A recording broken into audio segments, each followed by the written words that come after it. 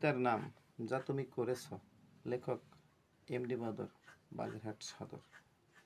দাদার সাথে চুক্তি করে ক্ষমতা করাই করেছ। জনগণের ভোট চুরি করে প্রতিনিধি হয়েছ। নৌকা মার্কার আইন দিয়ে সংবিধানটা চালাইছ। প্রশাসনকে সুবিধা দিয়া হাতে তুমি নিয়েছ। ভিন্ন মতের মানুষগুলিকে অপরাধী সাজাইছ। সন্ত্রাসীদের পদক দিয়ে সম্মান তুমি করেছ।